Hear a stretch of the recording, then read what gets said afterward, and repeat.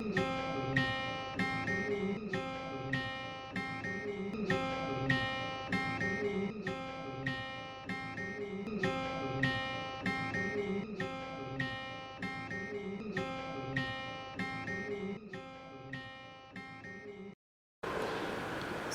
আলাইকুম প্রিয় সপ্তম শ্রেণীর শিক্ষার্থীদেরকে অনলাইন ক্লাসের পক্ষ থেকে আন্তরিক অভিনন্দন।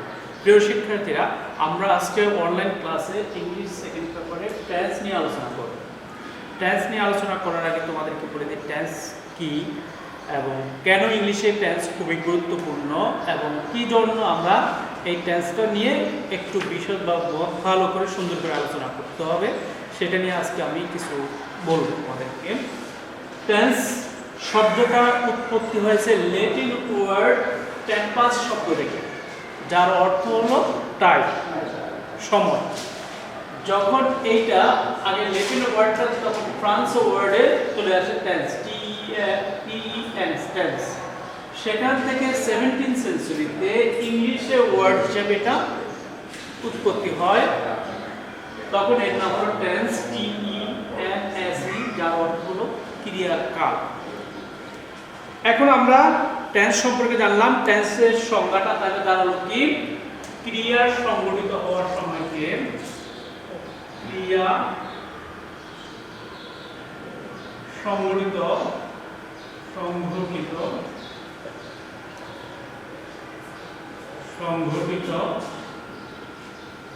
হওয়ার সময়কে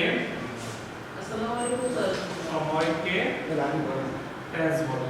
আমরা টেন্স বলি।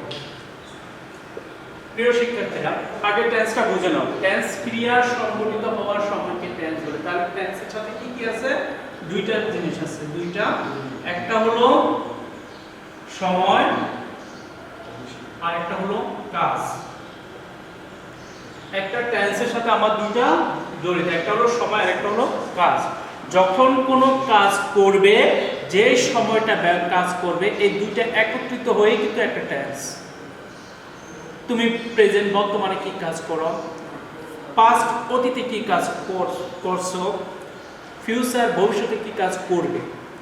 এই যে তুমি যে কাজ করতে গিয়ে তোমার সময়টা ব্যয় করছো, এই দুইটা একত্র করে কিন্তু টেন্স। টেন্স বলতেই বোঝায় কাজ আর সময় দুইটা একত্র।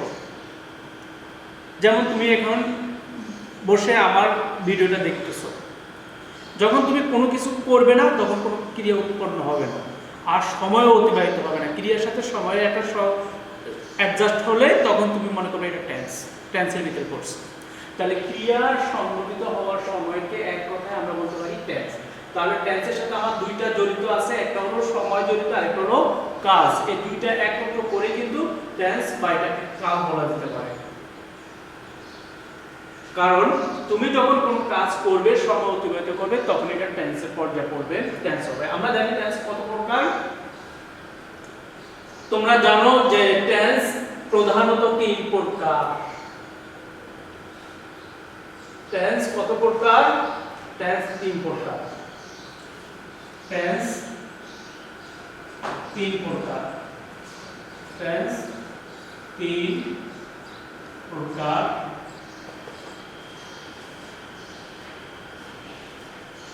First, present tense.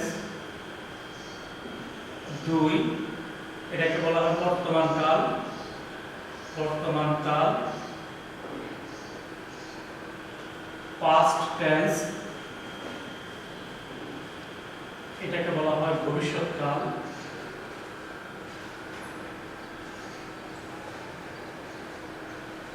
Three, future tense, এটা হলো পাস্ট টেন্স অতীতকাল। এটা পাস্ট টেন্স অতীতকাল।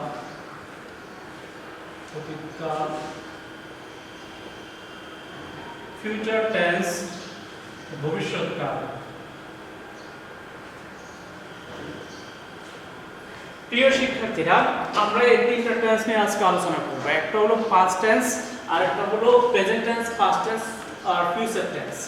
এই তিনটা টেন্সকে আবার চারটা ভাগে ভাগ করা হয়েছে। এই তিনটাকে কিন্তু চার ভাগে ভাগ করা আছে। এক ইনডিফিনিট,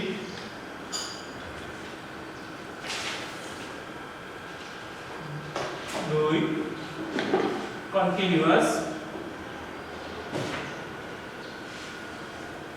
তিন পারফেক্ট, চার perfect continuous.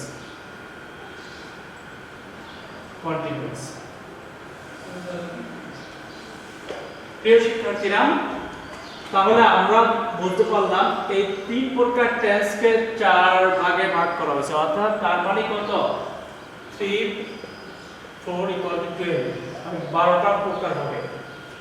Present indefinite, present continuous, present perfect continuous, past indefinite, past continuous, past perfect continuous, future indefinite, future continuous, future perfect continuous. তাহলে আমরা জানলাম যে টেন্স প্রধানত তিন প্রকার, এই তিন প্রকারকে চারটা ভাগে ভাগ করলে আরো 12 প্রকার হয়ে যাবে। এই 12 প্রকার টেন্স নিয়ে আমরা আলোচনা করব। আজকে আমরা কিছু টেন্স নিয়েই আলোচনা করি, প্রেজেন্ট ইনডিফিনিট নিয়ে। শুরু করা যাক প্রেজেন্ট ইনডিফিনিট।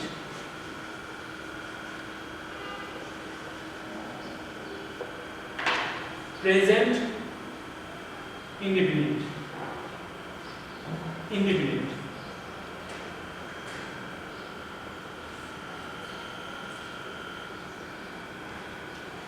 যে কাজ বর্তমান কালে করা বোঝালে, প্রেজেন্ট ইনডিফিনিট টেন্স হয়। যে কাজ বর্তমান কালে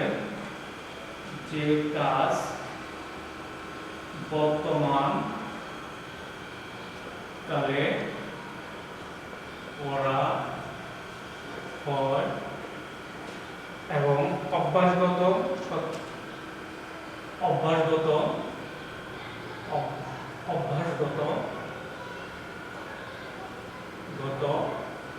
বা চিরন্তন সত্য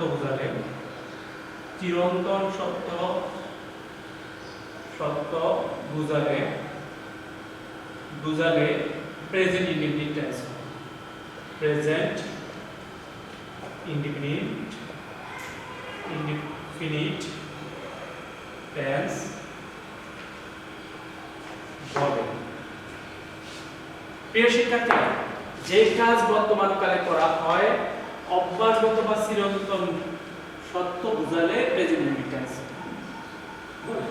এখন আসুন আমরা যে কাজ বর্তমান কালে করা হয়, যেমন he, example, he goes to school regularly, সে নিয়মিত স্কুলে যায়। এখানে he goes to school regularly, সে নিয়মিত স্কুলে যায়। এখানে এটা প্রেজেন্ট ইনডিফিনিট টেন্স। প্রশ্নটা তাহলে সেন্টেন্সটা আমরা বুঝবো কি করে এটা যে present indefinite tense. Present indefinite tense এটা অভ্যাসগত বুঝিয়েছে, যে সে নিয়মিত স্কুলে যায়, এটা একটা অভ্যাস, The moon gives us light, চাঁদ আমাদেরকে আলো দেয়। এই যে এটা চিরন্তন সত্য, এই চিরন্তন সত্য, এটা হলো চিরন্তন সত্য।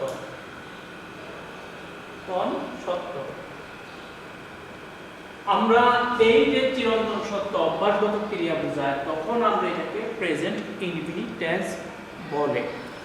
এখন একটা টেন্স যেহেতু প্রেজেন্ট ইনডিফিনিট বলে, টেন্সের তো একটা গঠন আছে, কিরকম এটা চেহারা, এটা মুখবায়ব কিরকম, বা এই সেন্টেন্সটা আমরা লিখবো কিভাবে, এটা প্রেজেন্ট ইনডিফিনিট টেন্স। প্রথম আমরা একটা নিয়ে আলোচনা করতেছি, এটা লিখবে কি করে, গঠন প্রণালীটা আমি একটু দেখাচ্ছি তোমাদেরকে। গঠন প্রণালী বা স্ট্রাকচার।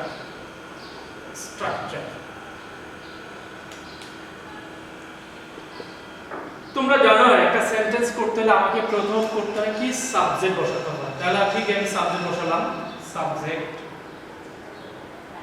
তারপরে ভার্ব হয়, বসালাম ভার্ব, তারপরে অবজেক্ট হয়, বসালাম অবজেক্ট। এই তিন একটা সেন্টেন্স করতে হলে সাবজেক্ট ভার্ব প্লাস অবজেক্ট, এই তিনটা ইকুইপমেন্ট দরকার হয়। Subject verb plus object. এখন প্রেজেন্ট ইনডিফিনিট টেন্সের সাবজেক্ট আর ভার্ব, এই যে ভার্ব হলো মূলত মূল আলোচনা, ভার্বের ওয়ান হবে, ভার্ব ওয়ান বা প্রেজেন্ট ফর্ম হবে প্রেজেন্ট ইনডিফিনিট টেন্সে। তাহলে বোঝা গেল কি প্রেজেন্ট ইনডিফিনিট টেন্সে ভার্ব ওয়ান হবে। এই সাবজেক্ট যেমন আই প্লে ফুটবল, এখানে সাবজেক্ট, এ ভার্ব, এ অবজেক্ট। কিন্তু আরেকটু কথা আছে, একটু ডিফারেন্ট যদি একটু আলোচনা করি, সাবজেক্ট যদি থার্ড পারসন সিঙ্গুলার হয়, সাবজেক্ট যদি থার্ড পারসন সিঙ্গুলার নাম্বার হয়, তাহলে ভার্বের সাথে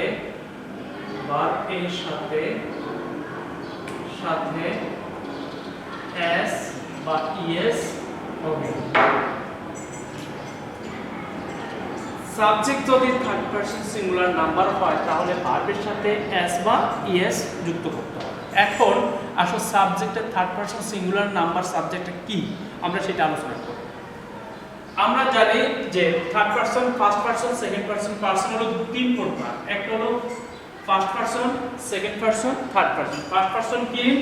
ফার্স্ট পারসন নিয়ে একটু আলোচনা করি। ফার্স্ট পারসন জানি আমরা I, we, me, my, mine, এগুলো তো মি হলো অবজেক্টিভ ফর্ম, তারপর এগুলো লিখছি। এই ফার্স্ট পারসন আছে আই এবং উই, এটা সাবজেক্টিভ ফর্মে আছে আই এবং উই। সেকেন্ড পারসন আছে কি? সেকেন্ড পারসন আছে সাবজেক্টিভ আছে কি? ইউ। থার্ড পারসন সাবজেক্টে আছে কি? হি, শি, ইট, দে। এখন আসো, এখানে হি, শি, ইট এগুলো হলো সিঙ্গুলার, এগুলো কি? সিঙ্গুলার। আর দে হলো প্লুরাল। তাহলে আমাদের কথাই ছিল যে সাবজেক্ট যদি থার্ড পারসন সিঙ্গুলার হয় তাহলে ভার্বের সাথে এস বা ইএস হবে। কিন্তু তাহলে কি করা যায়? আমরা এই হি, শি, ইট এর সাথে আমরা এস বা ইএস ব্যবহার করতে পারি, বাকি কোনো পারসনের সাথে আমরা এস বা ইএস ব্যবহার করতে পারবো না। কেন করতে পারবো না? কারণ আমাদেরকে শর্ত দুই দেওয়া আছে। থার্ড পারসন সাবজেক্ট যদি থার্ড পারসন সিঙ্গুলার হয় তাহলে ভার্বের সাথে এস বা ইএস যুক্ত করতে হবে। এখন আমরা একটু एग्जांपल প্র্যাকটিস করে দিচ্ছি তোমাদেরকে।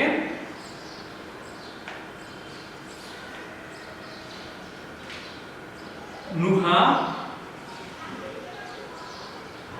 sings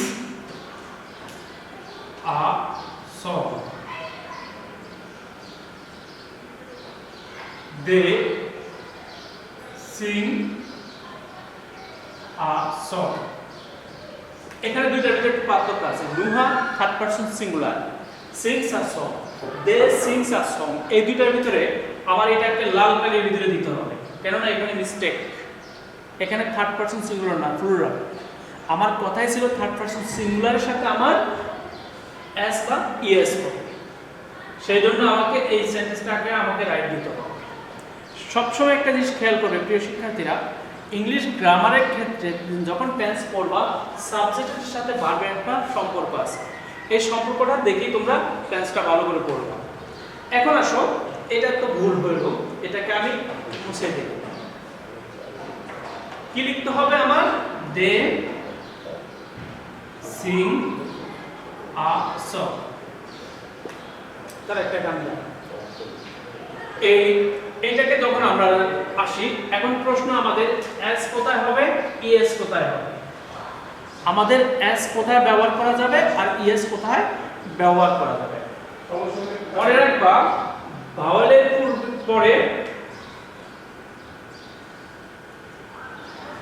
ভাওয়েল এর পরে ভাওয়েল আমরা জানি ইংরেজিতে ভাওয়েল কয়টা, 5টা, এ ই আই ও ইউ। এই 5টা ভাওয়েলের পরে কি হয়, এই ভাওয়েলের পরে ইএস হয়। আর কনসোনেন্টের আগে কনসোনান্ট এর পরে এস হয়। যেমন হয় she go to school। এখানে গোটা কি ভাওয়েল, তাহলে ভাওয়েলের পরে কি হবে, ইএস হবে। ভাওয়েলের পরে কি হবে, ইএস হবে। she goes to school। he play football. এখানে কয়টা কি কনসোনান্ট, এখানে হবে এস। তাহলে আমরা বলতে পারলাম যে ভাওয়েলের পূর্বে ভাওয়েলের পরে হয় ইএস আর কনসোনান্টের পরে হয় এস। এইটুকু হলো আমার প্রেজেন্ট ইনডিফিনিট টেন্স। এখন এটাকে আমরা কি আর কয়টা ভাবে ব্যবহার করতে পারি। এই প্রেজেন্ট ইনডিফিনিট টেন্সটাকে যখন আমরা নেগেটিভ এবং ইন্টারোগেটিভ করা যায়, নেগেটিভ এবং ইন্টারোগেটিভ করার সিস্টেমটা কি। নেগেটিভ দেখো, প্রেজেন্ট ইনডিফিনিট একটা সেন্টেন্সকে আলোচনা করতেছি। They play cricket. এটাকে আমি নেগেটিভ করব। নেগেটিভ করতে গেলে আমি কি করতে পারি, এটাকে দে ডোন্ট প্লে ক্রিকেট। এটা হলো নেগেটিভ করা। তাহলে আমরা বুঝলাম যে একটা সেন্টেন্সে প্রেজেন্ট ইনডিফিনিট টেন্সটাকে দুইটা রকমে আবার লেখা যায়। দুইটা রকমের কোন কোন চরিত্রে লেখা যায়, তিনটা রকমের লেখা যায়। কোন কোন চরিত্রে, যে একটা হলো অ্যাসার্টিভ সেন্টেন্স বিবৃতি দিয়ে লেখা, আরেকটা হলো নেগেটিভ করা, আরেকটা হলো ইন্টারোগেটিভ করা। তাহলে অ্যাসার্টিভ সেন্টেন্সটা আইটেমটা তিনটা দাঁড়ালো, প্রেজেন্ট ইনডিফিনিট টেন্সটা তিনটা আইটেম দাঁড়ালো। এটা হলো নেগেটিভ করলাম কি এইভাবে, আবার ইন্টারোগেটিভ করব, ডোন্ট দে। যদি আমরা নেগেটিভকে ইন্টারোগেটিভ করতে হয়, যখন এখানে নট থাকবে তখন আমরা নট দিতে পারবো না। Do they play cricket. Interrogative করলাম। তাহলে একটা ইনডিফিনিট টেন্স কয়ভাবে লেখা যায়, তিনভাবে লেখা যায়। একটা হলো অ্যাফার্মেটিভ, আরেকটা হলো নেগেটিভ, আরেকটা হলো ইন্টারোগেটিভ। তাহলে তিনটা আইটেমেই আমরা কি করতে পারি, একটা টেন্সের সেন্টেন্সে লিখতে পারি। তাহলে কতটা হয় হিসাব করো, যে যদি আমরা 12টা টেন্স ধরি তার লেখার আইটেম হলো তিনটা। একটা হলো অ্যাফার্মেটিভ, নেগেটিভ, আরেকটা হলো ইন্টারোগেটিভ। তাহলে 3 12 34টা আইটেমে লেখা যায় 12টা সেন্টেন্সকে, 36 আইটেমস লেখা যায়। এখন আমরা আসি প্রেজেন্ট কন্টিনিউয়াস টেন্স দিয়ে একটু আলোচনা করব। প্রেজেন্ট ইনডিফিনিট হলো প্রেজেন্ট কন্টিনিউয়াস দিয়ে আলোচনা করব।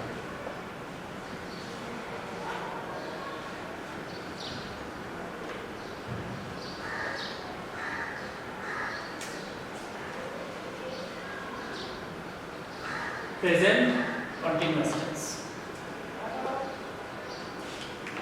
Present continuous.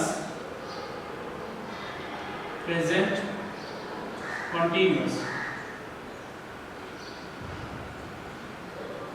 tense. Present continuous tense মানে কি, কন্টিনিউয়াস অবিরাম। কন্টিনিউয়াস আর ইনডিফিনিটিভ ভিতরে কিছুটা টাচিং দেখা যাচ্ছে, যে দুটোটা যেমন সেম। যেমন আমি বই পড়ি, আই রিড আ আ বুক, আমি একটা বই পড়ি, আবার আই এম রিডিং আ বুক, আমি একটা বই পড়তেছি, দুইটা কিন্তু সেম দেখা যাচ্ছে, কিন্তু দেয়ার ইজ নো ডিফারেন্ট, মনে হচ্ছে যেন দুটোটাই কিন্তু সেম, কিন্তু একটু পার্থক্য আছে। পার্থক্য আছে, তুমি কন্টিনিউয়াস টেন্সে অভ্যাসগত ক্রিয়া তুমি পাবে না, কিন্তু প্রেজেন্ট ইনডিফিনিট টেন্সে অভ্যাসগত ক্রিয়া পাবে, চিরন্তন সত্য পাবে। ঠিক আছে, এইটা আসুন আমরা প্রেজেন্ট কন্টিনিউয়াসে দেখি। প্রেজেন্ট মানে যে কাজ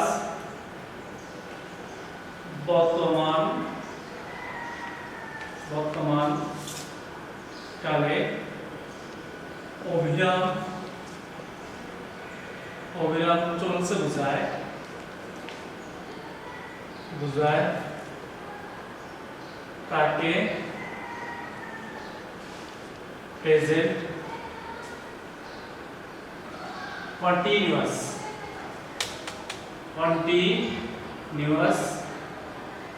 টেন্স বলে। অবিরাম চলছে মানে কি চলমান, ঠিক আছে। এই তাহলে আমরা একটু কন্টিনিউয়াস টেন্সের একটু স্ট্রাকচারটা বলি। গঠন প্রণালী subject plus am is are plus verb plus ing plus object। I am reading a novel, আমি একটা উপন্যাস পড়িতেছি।